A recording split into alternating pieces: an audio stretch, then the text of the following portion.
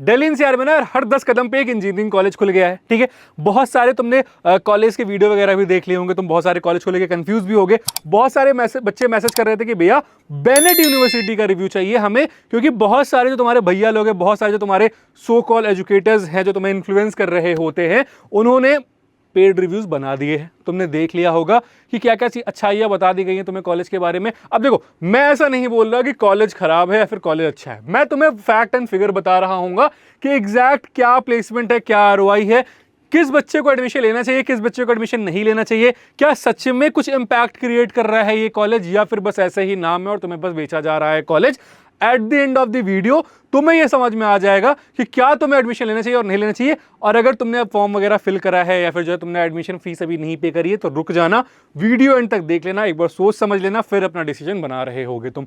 Video start करने से पहले एक इंपॉर्टेंट चीज, अगर तुम कॉलेज को लेकर कंफ्यूज हो या फिर जानना चाहते हो कि पर्टिकुलर तुम्हारी प्रोफाइल पे क्या बेस्ट कॉलेज ऑप्शन तुम्हारे लिए हो सकता है, तो उसके इसमें तुम्हें क्या करना है, डिस्क्रिप्शन में एक प्रोफाइल एनालिसिस फॉर्म दिया गया है, उस फॉर्म को फिल करो, हमारी टीम से डिस्कस करो, हमारी टीम से बात करो, तुम्हें गाइड कर देंगे। और एक डिस्क्लेमर जो तुम्हें यहाँ पे मैं पहले दे दूं कि तुम्हें कोई भी कॉलेज बेचा नहीं जा रहा होगा, ये बहुत क्लियर फैक्ट है। जो भी तुम्हारा जो है एक्चुअल डाउट है उसको बस रिजॉल्व कर दिया जा रहा होगा। इसके साथ साथ अगर तुम्हें मेरी 1-to-1 मेंटरशिप चाहिए, जहां पे मैं तुम्हें गाइड कर रहा हूं, तुम्हारा जो भी जेई स्कोर आया है, 12th का स्कोर आया है, उसके बेसिस से तुम्हें एक अच्छे कॉलेज में एडमिशन अगर चाहिए और तुम चाहते हो मैं तुम्हें गाइड कर रहा हूं प्रॉपर काउंसलिंग में, सारी चीजों में, तो तुम्हें वहां पे 1-to-1 मेंटरशिप की भी लिंक मिल जा रही होगी। तो जाओ जाकर उसमें अपने आप को इनरोल कर लो और फिर 1-to-1 हम गूगल मीट पे बैठ रहे होंगे और तुम्हारा जो भी डाउट है उसको क्लियर कर रहे होंगे। अब हम आ जाते हैं वीडियो की तरफ। अब देखो, बेनेट यूनिवर्सिटी की बात करेंगे तो दिल्ली एनसीआर में ये सिचुएटेड तुम्हारा ग्रेटर नोएडा में। एस्टैब्लिशमेंट की बात करोगे तो 2016 का तुम्हारा एस्टैब्लिशमेंट है, यानी कि बहुत ज़्यादा पुराना नहीं है, ठीक ठाक 10 साल का तुम्हारा टाइम हो चुका है। टाइम्स ऑफ ग्रुप का कॉलेज है, ठीक है। तो थोड़ा सा जो मीडिया इंट्रैक्शन वगैरह तुम देखते हो ना, मीडिया में बेनेट का बहुत ज़्यादा हुआ बना रहता है, तो उससे थोड़ा सा अपने आपको ऐसे इन्फ्लुएंस मत होने देना। रीज़न मीन कि जब किसी मीडिया कंपनी का कोई कॉलेज हो रहा होता है तो वो न्यूज़ में, चैनल में, सब जगह पे रहेगा ही, ऐड तुम देखोगे ही, तो बहुत कॉमन सी चीज़ है, ठीक है। This is what you call marketing. Exam acceptance की बात करेंगे, जेई में एक्सेप्ट कर रहा होता है क्लास 12th, इनका एसएटी होता है, और सीयूईटी का एग्जाम, यानी कि जितने भी पॉसिबल एग्जाम है सारे ही तुम्हारे एक्सेप्ट कर रहा होता है, उसके बेसिस पे तुम्हें यहाँ पे एडमिशन मिल जा रहा होता है। एडमिशन मिलना बेनेट में बहुत बड़ा कोई तोप नहीं है, सारे ही बच्चों को मिल जा रहा होता है। क्राइटेरिया की बात करेंगे, इनकी वेबसाइट पे मेंशन है कि 60% तुम्हारा एक मिनिमम क्राइटेरिया होना चाहिए। 60% अगर तुम्हारा है 12th में तो तुम्हें एडमिशन मिल जाएगा। But in worst case scenario, मतलब बहुत सारे बच्चों को तुम समझ जाना, कॉल आती है और एडमिशन हो जाता है, ठीक है। कैंपस एरिया 68 एकड़ का कैंपस है, NAC A+ का एग्रेडेशन यहाँ पे मिला हुआ है कॉलेज को। प्रोग्राम ऑफर्ड की बात करेंगे, कौन कौन से कोर्सेज ऑफर्ड कर रहा होता है, तो बीटेक में सीएससी की अगर बात करोगे तो तुम्हारे पास देखो सीएससी कोर हो जा रहा होगा, ठीक है। आर्टिफिशियल इंटेलिजेंस हो जा रहा होगा। इसके बाद सीएससी ग्लोबल इनका एक प्रोग्राम है, जहां पे तुम 2 साल जो है इंडिया में कर रहे होते हो और 2 साल अब्रॉड की यूनिवर्सिटी में कर रहे होते हो, ठीक है। लोवा स्टेट यूनिवर्सिटी यूएसए। एक और ग्लोबल प्रोग्राम है जहां पे तुम या तो 2+2 कर रहोगे या तो 3+1 कर रहे होगे, यूनिवर्सिटी ऑफ ईसेक्स यूके में, ठीक है।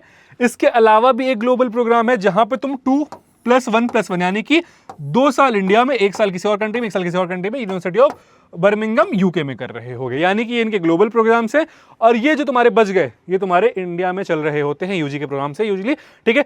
तुम्हारे पास कंप्यूटर साइंस में कंप्यूटर साइंस इंजीनियरिंग है, आर्टिफिशियल इंटेलिजेंस है, साथ में तुम्हारे पास यहाँ पे कंप्यूटर साइंस एआई एमएल, यहाँ पे है AI technology and ML algorithm powered by LNT, ठीक है, पावर्ड बाय एलएनटी वाली ब्रांच है। साथ में तुम्हारे पास यहाँ पे एक साइबर सिक्योरिटी की भी तुम्हें ब्रांच देखने को मिल जा रही होती है। इसका तुम्हारे पास ईसी हो गया, मैकेनिकल इंजीनियरिंग होगी, ठीक है, मैकेनिकल इंजीनियरिंग फिजिक्स हो गई, बायोटेक हो गई, एमटेक प्लस बीटेक वाली डुअल डिग्री भी यहाँ पे अवेलेबल है कंप्यूटर साइंस इंजीनियरिंग में, और ईसी हो गई, ठीक है। तो ओवरऑल तुम्हारे पास इतनी सारी ब्रांचेस हो गई। अब बहुत एक प्रॉब्लम देखो, मुझे यूनिवर्सिटी किस, मतलब जो भी कोई कॉलेज होता है ना, वो रेड फ्लैग कब लगती है? रेड फ्लैग मुझे वो तब लग रही होती है जब वो डेटा कोई भी अपना ट्रांसपेरेंट नहीं कर रहे होते हैं, ठीक है। जब भी कोई यूनिवर्सिटी अपना डेटा ट्रांसपेरेंट नहीं कर रही होती, वहां पे रेड फ्लैग लग जा रहा होता है, भले वो यूनिवर्सिटी कितना अच्छा परफॉर्म कर रही हो। As a university, as a college, आपको अपना डेटा ट्रांसपेरेंट करना चाहिए, तभी हम उसको देख पाएंगे, जो भी बच्चे हैं उस पर देख के ट्रस्ट कर पा रहे होंगे, ठीक है। अब देखो यहां पे मुझे इसकी एग्जैक्ट सीट मैट्रिक्स कहीं पे भी नहीं मिली, ठीक। हो सकता हो मेरे ढूंढने में, रिसर्च करने में थोड़ी सी कमी रही हो, अगर तुम्हें मिलते हो तुम कमेंट सेक्शन में बता देना। बट मुझे जो बच्चों ने बताया उसके अकॉर्डिंग टोटल सारी ब्रांच मिला के 2 से 2.5 हज़ार की बैच साइज है, ठीक है। 2 से 2.5 हज़ार की बैच साइज है जो बच्चों ने हमें इन्फॉर्म किया है। तो हम समझ सकते हैं कि ठीक है यार, मतलब अब 2 से 2,500 ये हर कॉलेज में ही हो गया है। दिल्ली एनसीआर के जितने भी तुम कॉलेज में जाओगे ना, मोस्टली कॉलेज की जो बैच साइज है वो 2 से 2,500 जा रही है। तो इस पर हम बहुत ज़्यादा कमेंट नहीं करेंगे। बच्चे बोल रहे होते हैं कि थोड़ा सा भैया ओवर क्राउड हो रहा होता है, बट ठीक है यार, मतलब इस पर अब इतनी सीट तो यार एक कॉलेज रखेगा ही, तो ये वाली चीज़ हो जाती है। फीस पे आ जाता है, ये बहुत इंपॉर्टेंट फैक्टर है, क्योंकि यही तुम्हारा कितना खर्चा कर रहे हो ना, अपनी बाप की जमीन बचवानी नहीं बचवानी है, वो यहाँ समझ में आ जाएगा। ठीक है, बीटेक आर्टिफिशियल इंटेलिजेंस की बात करेंगे। ठीक, और कुछ बच्चे इसको ऑफेंड तरीके से मत लेना, मैं एक इन जनरल बात कर रहा होता हूँ कि यार ठीक है, अगर मुझे लग रहा है ना कि मुझे इंजीनियरिंग करनी है, ठीक, और मेरे पापा मम्मी अफोर्ड कर सकते हैं, ठीक, 8, 10, 12, 15 लाख जो भी अफोर्ड कर सकते हैं, मैं उसमें देखूंगा कि मैं क्या कॉलेज लूंगा। मैं कभी भी अपने पेरेंट को ना प्रेशराइज नहीं कर रहा हूँ कि नहीं पापा आप ये एक्स्ट्रा कर दो जिससे मैं इस कॉलेज में चला जाऊँ, अनटिल अनलेस वो आईआईटी क्यों नहीं है। अब आईआईटी एनआईटी है तो तुम्हें वहाँ पे स्कॉलरशिप वगैरह भी मिल जा रही है, तुम्हें उसका आरओआई भी मिल जा रहा होगा। जब एक प्राइवेट कॉलेज चूज कर रहे हो तो कभी भी अपने पापा मम्मी को इतना फोर्स मत करना कि यार उनको जबरदस्ती किसी कॉलेज में जाकर तुम्हें एडमिशन कराना पड़े कि जस्ट बिकॉज तुमने ऐड देख लिया, तुम्हारे किसी भैया ने बोल दिया, तुम्हारे किसी दोस्त ने बोल दिया। नहीं, तुम्हारे पास हमेशा कॉलेज ऑप्शन रहेगा 10 से 12, 15 लाख के बजट में कि तुम एक अच्छा आरओआई वहां से लेके आ पाओगे। और at the end of the day अगर तुम नहीं बिल्ड करोगे, तुम मेहनत नहीं करोगे, तो कितने भी अच्छे कॉलेज में चले जाओ तुम्हारी प्लेसमेंट नहीं होगी। मैं लिख के दे रहा हूं। तो तुम्हें खुद पे काम करना है, पापा मम्मी को कम परेशान करना है। ठीक है, इसलिए मैं बार बार वो चीज बोल रहा होता हूं। तो थोड़ा सा सोचना समझना फिर कॉलेज को चूज करना। बीटेक आर्टिफिशियल इंटेलिजेंस की बात कर रहे होंगे तो ईयर 1 की जो तुम्हारी ग्रॉस फी जा रही होती है वो 4,50,000 जा रही होती है, बट इसमें तुम्हें 25,000 का डिस्काउंट मिल रहा होता है, तो ये 425 हो जा रही होती है। ओवरऑल बात करेंगे तो तुम्हारी फीस 16,20,000 पड़ रही होती है। और हॉस्टल की फीस की बात करेंगे तो 3 बेड तुम्हारा ट्रिपल ऑक्यूपेंसी वाले रूम यहाँ पे तुम्हें मिल रहे होंगे, वो तुम्हें 1,70,000 के पड़ रहे होते हैं पर एनम। ठीक है, इसके अलावा तुम्हारे कुछ एक्स्ट्रा चार्जेस भी लग रहे होते हैं। रजिस्ट्रेशन फीस 45,000 लग रही होगी, वन टाइम रिफंडेबल फीस 30,000 लग रही होगी। इसके बाद तुम्हारे एग्जामिनेशन चार्जेस लग रहे होंगे 12,000 पर एकेडमिक ईयर लग रहा होगा। को करिकुलर चार्जेस लग रहे होंगे 3,000 per year academic. Degree digitalise करने के लिए 2,500 रुपये लग रहा होगा। एलुमनाई चार्जेस 1,500 वन टाइम लग रहा होगा। स्पोर्ट्स चार्जेस डे स्कॉलर्स के लिए 26,000 लग रहा होगा। ट्रांसपोर्ट चार्ज अगर तुम लेते हो ट्रांसपोर्ट तो फिर तुम्हारा वो एक्स्ट्रा खर्चा आ जा रहा होता है। ओवरऑल अगर मैं मान के चलूंगा तो ये फीस को मैं मान लूंगा कि चलो ठीक है 17 लाख लग रही है। ठीक, ये एआई की फीस है, बीटेक इन आर्टिफिशियल इंटेलिजेंस। अभी और ब्रांचेस की तुम्हारी फीस बची हुई है। ठीक है, अब आ जाते हैं बीटेक साइबर सिक्योरिटी, फिर सीएसई वाले जो मोस्टली ब्रांचेस उनकी कितनी फीस लगेगी। तो ट्यूशन फीस, रजिस्ट्रेशन फीस मिला के टोटल फीस जो तुम्हारी लग रही होती है वो 18.88 लाख लग रही होती है, ऑलमोस्ट 19 लाख। ठीक है, तो टोटल जितनी भी तुम्हारी बीटेक सीएसई वाली ब्रांचेस है ना, सबकी फीस ऑलमोस्ट 19 लाख लग रही होगी। एआई वाली ब्रांच अगर छोड़ दोगे तो, और जो भी तुम्हारे ग्लोबल प्रोग्राम थे उनको छोड़ दो, क्योंकि उसमें फिर 50,000 यूएसडी वगैरह लग रहा होता है, वो मोटा खर्चा तुम्हारा है। ठीक है, अगर तुम्हें इंटरनेशनल प्रोग्राम के बारे में जानना है तो कमेंट करना, मैं इंटरनेशनल प्रोग्राम के बारे में अलग से वीडियो बना दूंगा, क्योंकि मुझे पता है मोस्ट ऑफ द जो ऑडियंस है वो इंटरनेशनल प्रोग्राम या फिर ग्लोबल प्रोग्राम नहीं चूज कर रही होगी, तो उस पर हम बहुत ज़्यादा डिस्कशन नहीं कर रहे होंगे। ठीक है, तो 19 लाख के अराउंड तुम्हारा ये इन्वेस्टमेंट आ जा रहा होगा। मैकेनिकल सिविल में हो तो ये 17-18 के अराउंड आ जा रहा होता है। मैकेनिकल या फिर इलेक्ट्रिकल देखा 17-18 के अराउंड आ जाएगा, बट ओवरऑल तुम्हारी इतनी इन्वेस्टमेंट आ रही होती है। अब हमने हॉस्टल का देखा कि हॉस्टल में हमारी 1.7 फीस लग रही होती है। तो जो टोटल हमारी फीस है वो कितनी लग जाएगी। ट्यूशन फीस 17 to 19 लाख लग रही होगी, hostel fees 1.7 lakh per year लग रही होगी। तो टोटल फीस इंक्लूडिंग हॉस्टल 25 से 28 डिपेंडिंग अपॉन तुम कौन सी ब्रांच चूज कर रहे हो। अब इतना इन्वेस्टमेंट आएगा, मिनिमम तुम्हारा 25 से 28 का इन्वेस्टमेंट आ रहा होगा। स्कॉलरशिप मिल जाएगी तो 24-23 मान लो, बहुत हुआ तो ठीक। और स्कॉलरशिप के साथ क्राइटेरिया ये है कि फर्स्ट ईयर में कॉलेज तुम्हें स्कॉलरशिप दे देगा क्योंकि उसको एडमिशन कराना है। सेकंड ईयर से तुम्हें 9 CGPA 8.5 CGPA, यूजुअली 9 CGPA तुम्हें हर कॉलेज में ही मेंटेन करनी होती है। प्राइवेट में सीन है कि हर कॉलेज में तुम्हें 9 CGPA मेंटेन करना पड़ रहा होगा तुम्हारी स्कॉलरशिप कंटिन्यू करने के लिए। तो ये चीज़ ध्यान रखना, तो पैसा ऐसा मत कैलकुलेट करना कि मुझे हर साल इतनी स्कॉलरशिप मिल जाएगी, नहीं। मोस्ट ऑफ द कॉलेज तुम्हें सिर्फ और सिर्फ फर्स्ट ईयर के लिए स्कॉलरशिप दे रहे होते हैं। नेक्स्ट ईयर से तुम्हें 9 CGPA लेके आना पड़ेगा, तब तुम आगे चल के कंटिन्यू कर पा रहे होगे। कट ऑफ की बात कर रहे होते भैया, कट ऑफ क्या जा रहा होता है, तो कोई भी मिनिमम सेट क्राइटेरिया नहीं है कि इतना ही कट ऑफ जा रहा होता है, सबको एडमिशन मिल जाता है। ठीक है, क्या मिल जाता है, सबको एडमिशन मिल जाएगा। ठीक है, बस वही 12th वाला एक क्राइटेरिया होता है कि 60% तुम्हारा होना चाहिए, जो कि इनकी वेबसाइट में मेंशन है। बाकी कुछ काउंसलर तुम्हारा कॉल करा के दो करके कर देते हैं।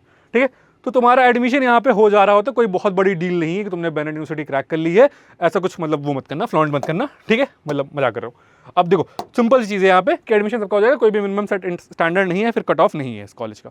स्कॉलरशिप की बात करेंगे, स्कॉलरशिप में सबसे इंपॉर्टेंट हो जा रहा होता है कि तुम्हारे यहाँ पे अगर तुम बीटेक एआई देख रहे हो, ठीक है, तो तुम्हें यहाँ पे 100% की स्कॉलरशिप मिल सकती है, बट कब मिलेगी? 12th में अगर तुम्हारा 99 से ज़्यादा या फिर 99 के इक्विवेलेंट है। जेई मेंस में 95 है, आईबी बोर्ड में 42 क्रेडिट है, एसएटी में 1551 का तुम्हारा वो है, ठीक है। अब सिंपल सी चीज़ मैं बोलता हूँ, अगर तुम्हारा 95 परसेंटाइल है तो बहुत बतेरे कॉलेज ऑप्शन भरे हुए हैं, वहाँ जाकर चूज करना, यहाँ पे मत फंसना, ठीक है। कोई 0 रुपए में तुम्हें पढ़ा रहा होगा तब भी मत यहाँ फंसना, ठीक है। 75%, 97 से 98.9, 96 से 94, 41, 1501, ठीक है। अब मिनिमम 10% देख लेते हैं। 81% से 85% है तो 10% मिल जा रही होगी, ठीक है। जेई मेंस में 65 से 69 है तो तुम्हें 10% मिल जा रही होगी। 31 से 33, 1200 से लेकर 1300 तक तुम्हें यहाँ पे स्कॉलरशिप मिल जा रही होती है। और सेम चीज कंप्यूटर साइंस में बात करोगे तो कंप्यूटर साइंस में 50% तक का ऑफ तुम्हें मिल रहा होता है।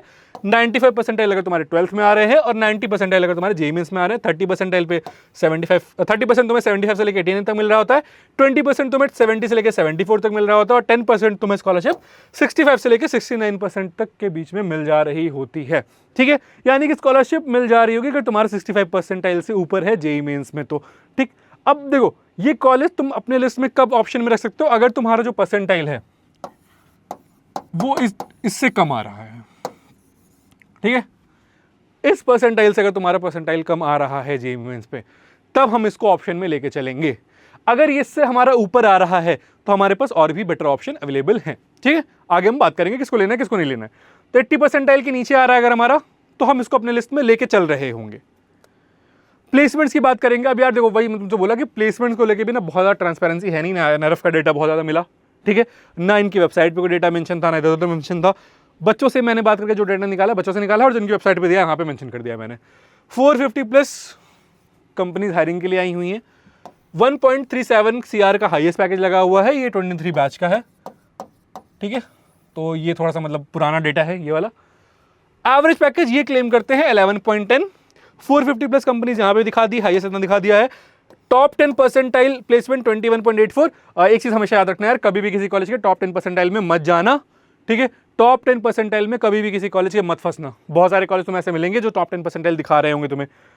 इन्होंने क्लेम किया है कि हर 3 में से एक बच्चा इनका 10 लाख का पैकेज ले रहा होता है और highest stipend 4.2 lakh per month तक का गया हुआ है। यानी कि ठीक है, देखो एक चीज मैं तुम्हें बताता हूँ कि इंटर्नशिप के मामले में ये कंपनी थोड़ी सी ठीक ठाक है। मतलब यहाँ पे एक 1 ईयर का इंटर्नशिप प्रोग्राम भी इन्होंने करा हुआ है, ठीक है, जहां पे तुम 3 साल अपना बीटेक कर रहे होगे और एक लास्ट ईयर जो तुम्हारा है वो इंटर्नशिप कर रहे होगे। यानी कि वो ठीक किए हुए हैं कि 1 साल तुम्हें इंटर्नशिप करनी ही करनी है, 2 इंटर्नशिप अगर तुम्हें करनी ही है, 6 महीने की 2 कर लो या 1 साल 1 कर लो। और इंटर्नशिप के लिए कंपनीज भी आ जा रही होती, जो बच्चों ने मुझे बताया कि भैया कंपनीज इंटर्नशिप के लिए आ जा रही होती, भैया सबको नहीं मिल रही होती, कुछ को मिल जा रही होती, कुछ को अच्छी जो है पैकेजेस भी मिल जा रहे होते हैं, फिर उनका पीपीओ भी कन्वर्ट हो जा रहा होता है। तो वो एक फैक्ट है यहाँ पे कि इंटर्नशिप के मामले में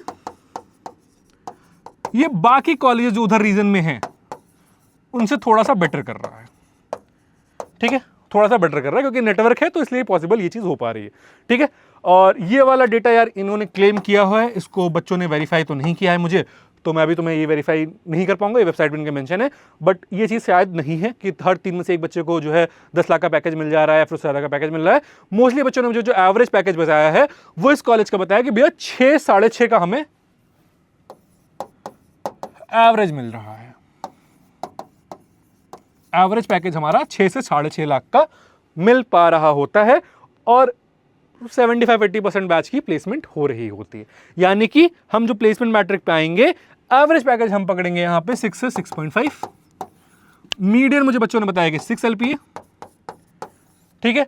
हाईएस्ट पैकेज 1.37 जो इनका क्लेम कर रहे होते हैं, बट ये 2023 का है, ठीक है। और इसका टॉप रिक्रूटर इनके कंपनीज अच्छी खासी आ जा रही होती है, तो कंपनी का कोई प्रॉब्लम नहीं हो रहा होता है। और प्लेसमेंट परसेंटेज की अगर मैं बात करूंगा तो वो तुम्हारा कहीं ना कहीं 75 to 80% के अराउंड है। अब देखो, अगर इस डेटा को मैं देखूं और मैं फीस को हटा दूं तो ये नंबर ठीक है, बट प्रॉब्लम कहां आती है जब मैं ROI कैलकुलेट करने जाता हूं। जब मैं ROI कैलकुलेट करने जा रहा होता हूं तब मुझे प्रॉब्लम दिखती है कि मैं इन्वेस्ट कितना कर रहा हूं। मैं इन्वेस्ट 25 लाख कर रहा हूं और एक कंपैरिजन चल रहा होता है आजकल, बहुत सारे यूट्यूबर तुम्हारे जो है इसको बिट्स प्लानिंग से कंपेयर कर रहे हैं, तो वो मतलब दूर ही रहना, ठीक है। 25 लाख तुम्हारी यहां पे फीस लग रही होती है और एवरेज तुम्हें 6.5 का भी मिल रहा है, जिसमें से भी 20% बच्चों की 15% बच्चों की प्लेसमेंट नहीं हो रही जो बच्चों ने बताया हुआ है, ठीक है। तो अब ये कहीं से भी जस्टिफाई नहीं होता। ये तुम्हारी फीस अगर 15-20 तक भी मैक्स होती, 18 लग रहा होता, 20 लग रहा होता, तब भी मैं बोलता ठीक है, आप ले सकते हो, देख सकते हो, ट्राई कर सकते हो इसके लिए। बट थोड़ा सा यहाँ पे ये आरओआई प्रॉब्लमैटिक है कि आरओआई जस्टिफाई नहीं हो रही है। बट देखो, बच्चे जाएंगे, बच्चे एडमिशन लेंगे, मैं तुम्हें बस रियलिटी बता सकता हूँ। फैसिलिटीज़ की बात करेंगे, लैब्स, लाइब्रेरीज अवेलेबल हैं, clubs, extra curricular activities available है, यहाँ पे क्लब्स वगैरह काफ़ी सारे हैं। बच्चे जो है, अगर तुम अपने आप को पर्सनैलिटी वाइज डेवलप करना चाहते हो, ठीक है, अपने आप को ग्रो करना चाहते हो, तो तुम्हारे लिए एक अच्छा ऑप्शन रह सकता है। अगर तुम्हारे पास वो 25-30 लाख वाला और दो इधर उधर के कॉलेज है, तो उसमें नहीं स्पेंड करना है, तो उसको तुम बैनर देख सकते हो एक ऑप्शन, ठीक है। ओवरऑल पर्सनैलिटी डेवलपमेंट तुम्हारी हो जा रही होगी, क्योंकि यहाँ पे तुम्हें देखो सिंपल चीज़ है, जहाँ पे भी जिस कॉलेज में क्लब्स होंगे, जिस कॉलेज में तुम्हें जो है थोड़ा सा फ्रीडम दी जा रही होगी, जिस कॉलेज में तुम्हें अपने आप को एक्सप्रेस करने का चांस दिया जा रहा होगा, वहाँ पे तुम अपनी पर्सनैलिटी डेवलप कर पा रहे होगे। But at the end of the day तुम्हें खुद से वो पार्टिसिपेट करना पड़ेगा, तुम्हें क्लब्स में जाके पार्टिसिपेट करना पड़ेगा, तुम्हें इवेंट्स में पार्टिसिपेशन करना पड़ रहा होगा। तो इवेंट्स वगैरह काफ़ी सारे हो रहे होते हैं, बहुत सारे इंटर कॉलेज फेस्टिवल्स वगैरह भी हो रहे होते हैं, मतलब फेस्ट कह रहा हूँ कि इंटर कॉलेज इवेंट्स वगैरह भी हो रहे होते हैं, पोएट्री कॉम्पिटिशन हो गया, लिटरेचर कॉम्पिटिशन हो गया, डांस कॉम्पिटिशन हो गया, तो ये सारी चीज़ें हो रही होती हैं एक्टिव क्लब से, तो तुम्हारे लिए वो एक प्रॉपर अच्छा चांस रह रहा होगा। इसके बाद फुली वाईफाई इनेबल्ड कैंपस है, चलो ठीक है, फेस्ट वगैरह हो रहा होता है, हैकाथॉन्स वगैरह भी हो रहे होते हैं, कोडिंग कॉम्पिटिशन्स भी हो रहे होते हैं, और कुछ बच्चे अच्छा फोड़ रहे होते हैं। अब एक जो बेस्ट चीज़ मुझे इस कॉलेज के बारे में लगी, वो इसका स्टार्टअप कल्चर लगा, ठीक है। ये मैं खुद से बता रहा हूँ कि तुम्हें जो इसका स्टार्टअप कल्चर है ना, ये अच्छा है। ये मैंने देखा काफ़ी सारे स्टार्टअप इस कॉलेज से निकल रहे हैं बाहर, ठीक है। बहुत सारी फंडिंग भी इन्होंने उठाई है, 5.5 CR की आई गेस गवर्नमेंट की फंडिंग कुछ हुई है, इनकी सीड फंडिंग थी, ठीक है। कुछ स्टार्टअप्स ने अच्छी खासी फंडिंग बाहर से भी उठा रखी है, ठीक। कुछ स्टार्टअप्स को गवर्नमेंट स्टार्टअप ऑफ इंडिया की तरफ से सीड फंडिंग भी मिली है इन कॉलेज में। तो अगर तुम्हें स्टार्टअप में इंटरेस्ट आ रहा है तो तुम्हारे लिए एक ऑप्शन हो सकता है। बट वही चीज़ है कि अगर तुम फीस अफोर्ड कर पा रहे हो तो वाली बात है, ठीक है। तो स्टार्टअप के लिए एक अच्छा ऑप्शन है, ठीक है। अगर तुम स्टार्टअप वगैरह करना चाहते हो, तुम्हें यहाँ पे सपोर्ट मिल रहा है और अच्छे लोग स्टार्टअप यहाँ पे फोड़ रहे हैं। एलुमनाई नेटवर्क की बात करोगे तो एलुमनाई नेटवर्क उतना ज़्यादा स्ट्रॉन्ग नहीं, क्योंकि अभी 10 साल हुआ है, बट ठीक एलुमनाई नेटवर्क है, ठीक है, ठीक ठाक यहाँ लोग काम कर रहे हैं, क्योंकि धीरे धीरे आप पहुँच जाते हो, आप कहीं से भी निकलते हो ना, आप 2019 में भी पास आउट हो गए या 2020 में भी पास आउट हुआ होगे, तो उसका आप धीरे धीरे कहीं ना कहीं पहुँच जा रहे होगे। कॉन्स की बात करेंगे तो faculty is not that advance, यानी कि कुछ फैकल्टीज उतनी एडवांस नहीं है। कुछ फैकल्टीज हैं जो तुम्हारे IITs NITs वगैरह से आई हुई हैं, but most of the faculties, कुछ इन जनरल जो फैकल्टीज हैं वो यार ठीक है, मतलब फैकल्टीज को हम ब्लेम नहीं कर रहे होंगे, या फिर फैकल्टीज को हम यहाँ पे जज करने नहीं बैठे हैं, बट एटलीस्ट जिस हिसाब से आप फीस ले रहे हो उस हिसाब से आपकी फैकल्टीज अभी नहीं है, एटलीस्ट 30-40% ऑफ द फैकल्टीज वैसी ही हैं, ठीक है। No transparency in placement, simple चीज़ है, मैंने बोला तुमको कि मुझे रेड फ्लैग वहीं पे दिख जाता है जब कोई यूनिवर्सिटी या फिर कॉलेज अपना जो डेटा है वो पब्लिक नहीं कर रहा होता। मुझे वो यूनिवर्सिटी ज़्यादा अच्छी लगती है। सपोज मेरे पास 10K सीट्स भी हैं और मेरी 7,000 बच्चों की प्लेसमेंट हो रही है, 3,000 बच्चों की प्लेसमेंट नहीं ही हुई है मेरी, बट स्टिल मैं अपना डेटा पब्लिक कर दूंगी कि एटलीस्ट बच्चे देख ले मेरी 70% की ही प्लेसमेंट हो रही है।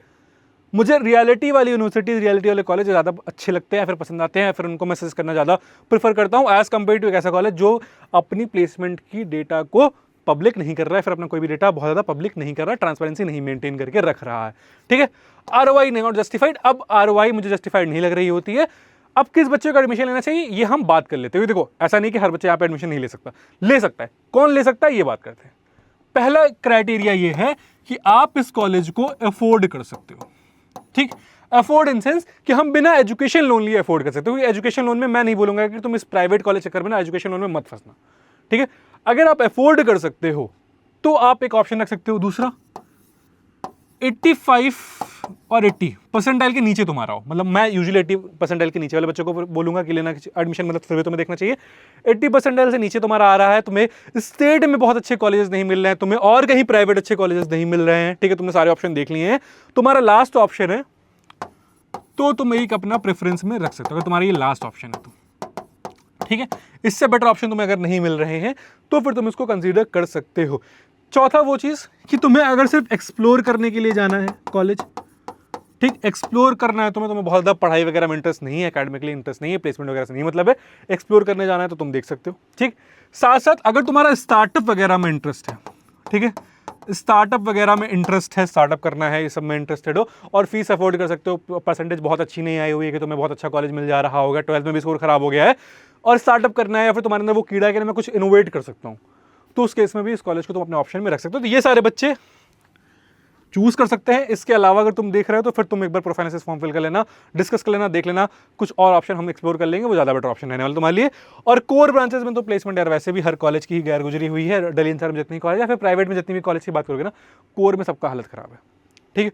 तो मतलब कोर वाले जितने बच्चे बीटेक कर रहे हैं, तुम थोड़ा सा अपने आप को प्रिपेयर रखो, प्लेसमेंट अपॉर्चुनिटीज़ हैं। मैं बोल रहा हूँ बहुत सारे ऐसे बच्चों को तो मैं मिला दूंगा जितने मेरे मेंटर्स के स्टूडेंट हैं, कि बहुत सारे बच्चे ना अच्छी इंटर्नशिप कर रहे हैं कोर में आके, ठीक है। बहुत सारे बच्चे अच्छी कंपनीज में जा रहे हैं।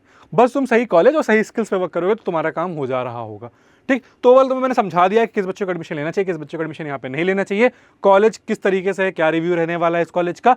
इसके अलावा कोई डाउट आता है कमेंट सेक्शन में पूछ सकते हो। किसी और कॉलेज का रिव्यू जानना चाहते हो, उस कॉलेज का नाम कमेंट सेक्शन में बताना, मैं उसके ऊपर भी डिटेल रिव्यू बना दे रहा हूँ। काफी सारे कॉलेजेस ऑलरेडी मैंने बना रखे हैं रिव्यू, तो जाकर उनको चेक कर लेना। कॉलेज सर्च को सब्सक्राइब करके रखना, अभी आगे चल के 3 महीने तुम्हारी काउंसलिंग हो रही होगी, सारी काउंसलिंग सब कुछ यहाँ पे लाइव करवा रहा हूँ। तो तुम्हें क्या करना है, कॉलेज सर्च को सब्सक्राइब कर लेना। सारे प्रीडिक्टर्स 1-to-1 मेंटरशिप सपोर्ट तुम्हें डिस्क्रिप्शन बॉक्स में मिल जा रहे होंगे, जाकर चेकआउट कर लेना। इस वीडियो को साथ दोस्तों के साथ शेयर कर देना, व्हाट्सएप चैनल ज्वाइन कर लेना। इसी के साथ मैं हूं नमन, कॉलेज करियर काउंसलिंग रिलेटेड कोई भी डाउट आएगा तुम्हें चैनल पर पता चल जाएगा। तुम्हें क्या करना है, कॉलेज सर्च को सब्सक्राइब कर लेना है, नोटिफिकेशन बेल ऑन कर लेना है।